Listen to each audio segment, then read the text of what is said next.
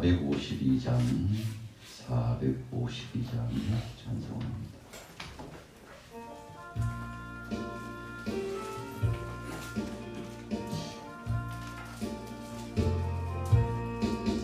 내 모든 소원 기도의 제목 예수님 닮기 원합니다. 예수님 영상 닮기에 세상에 보았기 전에 예수님 닮기 내가 원하네. 날 구원하신 예수님을 내 맘속에 지금 고도사 주님의 형상 지소서. 무한한 사랑 풍성한 긍휼 슬픈 자 위로하시는 주. 길 잃은 죄인 부르는 예수 그 영상 담게 하옵소서. 예수님 닮기 내가 원하네. 날 구원하신 예수님을 내 맘속에 지금 고도사 주님의 형상 인치소서. 겸손한 예수 거룩한 주님 원수의 멸시 참으시사 우리를 위해 고난을 받은 구주를 닮게 하옵소서. 예수님 닮기 내가 원하네. 날 구원하신 예수님을 내 맘속에 지금 고도사 주님의 형상 인치소서.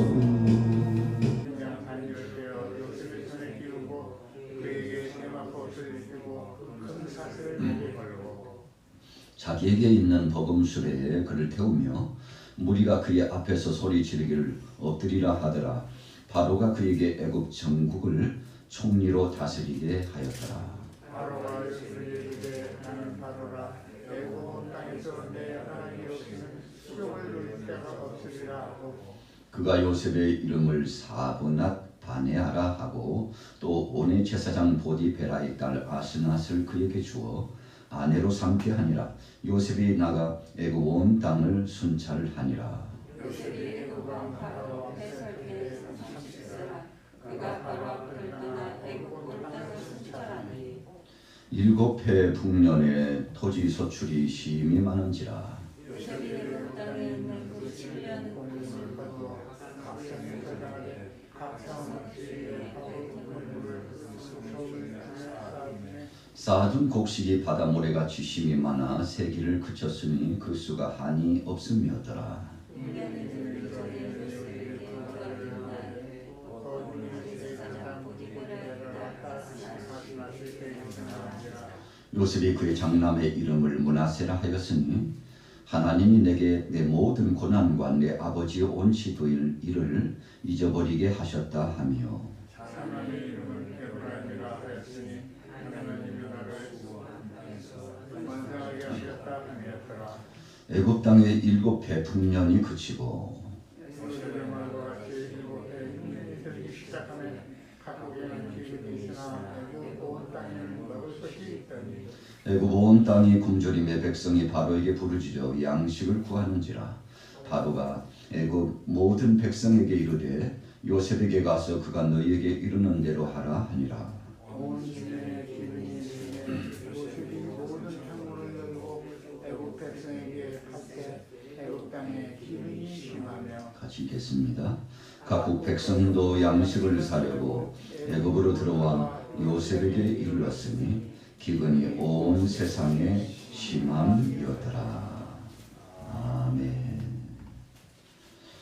오늘 창세기 41장의 말씀은 요셉이 바로의 꿈을 해석하게 되었다라고 하는 제목을 중심으로 몇 가지 중대한 핵심적인 내용을 가지고 은혜를 나누고자 합니다. 자, 요셉은 별명이 꿈의 사람이 되었습니다. 빗대어서 이야기한 걸로 의하면 꿈쟁이라고 하는 별명을 얻었습니다. 그만큼 요셉의 삶은 꿈을 통해서 새롭게 시작되었다 해도 과언이 아닙니다. 꿈이라고 하는 것은 하나님께서 특별히 요셉에게 비전을 내려주셨다는 것입니다. 새로운 미션을 허락해 주셨습니다. 일을 시작하고 진행할 수 있는 이유를 하나님께서 갖게 해 주셨다는 것입니다. 자, 41장 1절에 보면 만 2년 후에 그랬습니다. 요셉이 오랜 기간 동안 기다렸습니다. 하나님께서 그에게 꿈으로 허락하여 주신 다음에 약 13년 정도가 지나게 됩니다. 상당 부분 참 견디기 힘들었던 혹독한 세월들이 지나갔습니다. 그럼에도 불구하고 하나님이 주신 이 꿈, 비전이 있었기 때문에 요셉은 견딜 수 있었다는 것입니다. 우리 부모님들이 자녀들에 대해서 그렇게 선대하고 애를 쓰고 땀을 흘리고 수고를 하되 그냥 수고가 아니라 사랑의 수고를 합니다. 사랑의 수고라고 하는 것은 참을 수 있다는 것입니다. 견딜 수 있는 이유가 있다는 것입니다.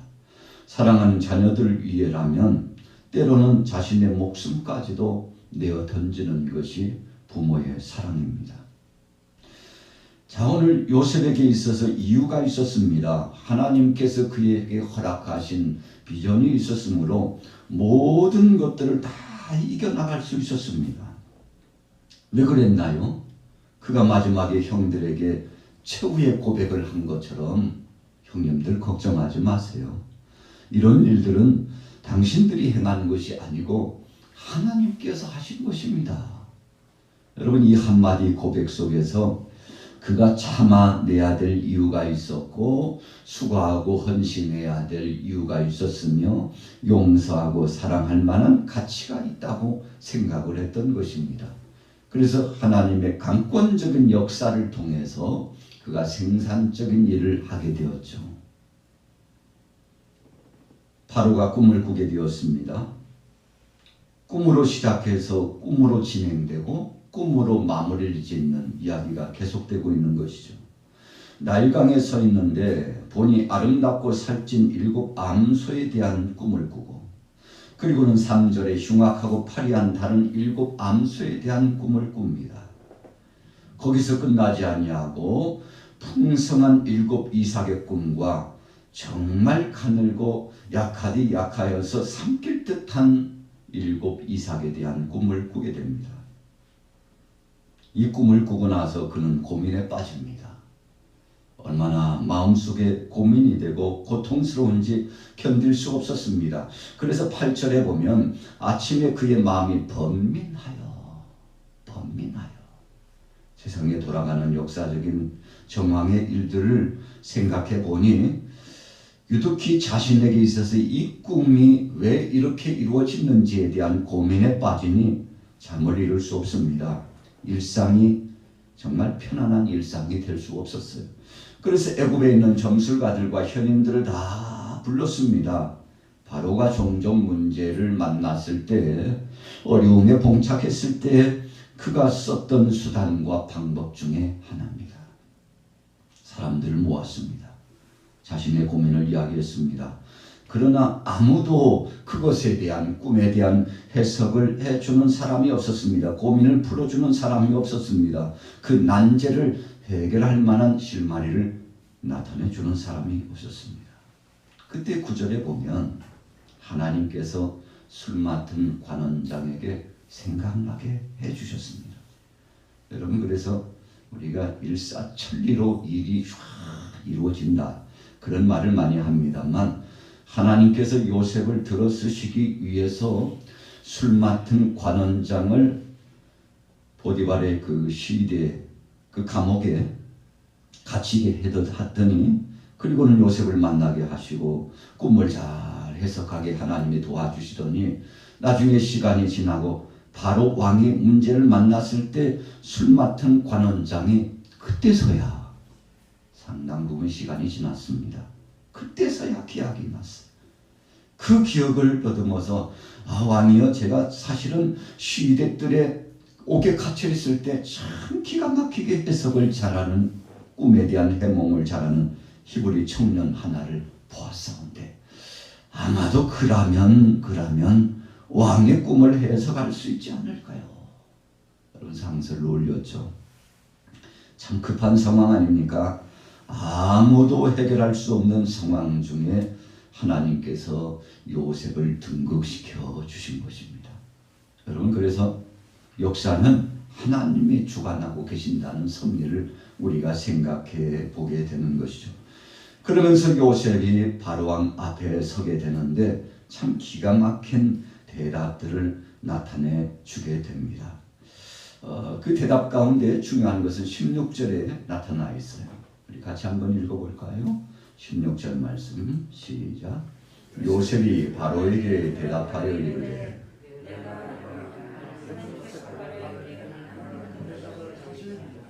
아멘. 오늘 41장의 말씀을 주목해 보면서 참 은혜가 되고 감사한 것은 어찌 보면은요 우쭐될 수도 있고 자신의 입지를 세울 수도 있겠습니다만 그 많은 사람들 앞에서 고위 고관 대작들 앞에서 또 바로왕 앞에서 요셉이 단호하게 선포합니다. 이것은 복음의 핵심적인 사실입니다. 내가 아닙니다요. 내가 아니라 하나님께서 바로에게 편안한 대답을 해 주실 것입니다. 여러분 위대한 고백 아니겠습니까? 우리가 40장 8절에도 보면 해석은 하나님께 있지 아니하니까 하나님께서 내게 말씀해 주실 것이니 해석은 하나님 하시는 것이지 제가 하는 것이 아닙니다. 여러분 동등한 똑같은 변치 않는 방법 하나님 앞에 영광을 돌리면서 왕이여 제가 아닙니다요. 제가 믿고 있는 전능하신 하나님 여호와께서 하실 것이니 저는 그냥 도구로 쓰여질 뿐이니 그분이 하실 것입니다. 그러면서 두 번째 놀랄만한 고백을 25절에서 하잖아요. 요셉이 바로에게 아뢰되 바로의 꿈은 하나라 하나님이 그가 하실 일을 바로에게 보이심이니라. 왕이여 7년 풍년과 7년 흉년이 찾아오는데 이 나라에 이렇게 어려움을 겪게 한 것은 만민의 생명을 구원하시고자 하시는 하나님의 섭리인데 하나님께서 이를 행하여 주시고자 그렇게 작정하시고 계획하시는 것입니다. 여러분 한마디로 말하면 하나님의 섭리적인 관점에 대해서 담대하게 바로왕에게 선포할 수 있게 되었던 것입니다. 그러면서 32절에는 바로께서 꿈을 두 번 겹쳐 꾸신 것은 하나님이 이 일을 정하셨습니다. 모든 범사를 하나님이 정하시고 하나님이 속히 시행하십니다. 여러분 우리가 섭리라고 하는 것을 국어사전에서 찾아보면 일을 정하고 일을 운행하고 일을 시행하는 것, 그런데 하나님의 섭리니까 하나님께서 계획하시고 하나님이 진행해 나가시고 하나님이 마침표를 찍으셔서 마침내 하나님이 하셨사옵나이다 하고 올려드릴 수 있도록 만백성들에게 선포하고 알리고 나타나신다는 것입니다. 여러분 요셉은 전이나 또 지금이나 앞으로도 변치 않는 믿음을 가지고 있었습니다. 그래서 소년 시절에 하나님께서 꿈을 주셨을 때에도 청년 신절을 지나면서 그 무수한 유혹과 자신에게 찾아왔던 무게감 있는 고난과 쓰디쓴 아픔이 있어도 그러나 한 번도 하나님을 부정하거나 하나님의 영광을 가로채거나 하나님의 역사하심을 불신하거나 그런 적이 없이 끝까지 자기 자신을 지키면서 나갔잖아요. 여러분 그랬더니 꿈 해석으로만 끝난 것이 아니고 바로왕이 생각해 보니까 요셉은 세상에 천하의 지혜로운 사람, 총명 있는 사람, 정말 깨어있는 사람을 쓰라고 하는데 생각해 보니 바로 앞에 있는 당사자 요셉만큼 그 전능하신 하나님이 역사를 주관하시는 그 하나님이 자신에게 꿈을 알려주시고 해석하게 해주셨다니 그러면 그 하나님이 역사하신다면 그 하나님이 함께 하신다면 얼마나 큰 복일까. 여러분 바로왕도 지혜로웠죠. 바로왕의 생각뿐이었습니까? 오늘 본문에 동일하게 나타나는 것이 그 신하들도 바로와 신하들이 감동했다는 말씀을 나타내 주고 있지 않습니까? 여러분, 그래서 주위 사람들이 다 감동한 거예요.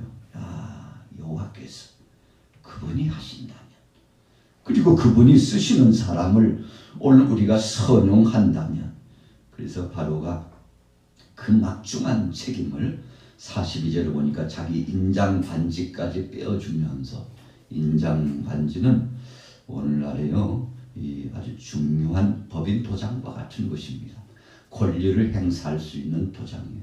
국가적인 아주 중대한 문서를 나타나고 이룰 수 있는 결집권이 있는 도장입니다.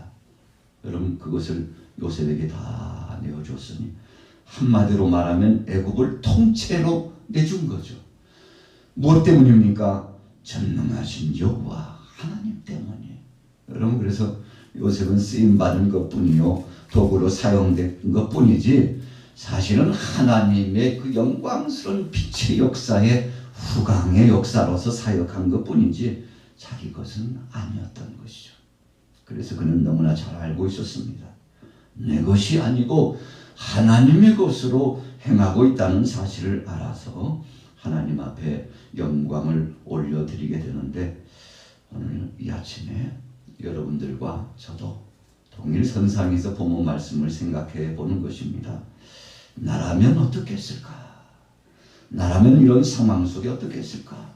출세가도를 다닌다고 했을 때 정말 폼나게 잘 나가고 있었을 때 그때도 정말 하나님 영광을 드러내고 하나님을 기쁘시게 하고 주님이 해주신 것이라고 당당하게 말할 수 있을까?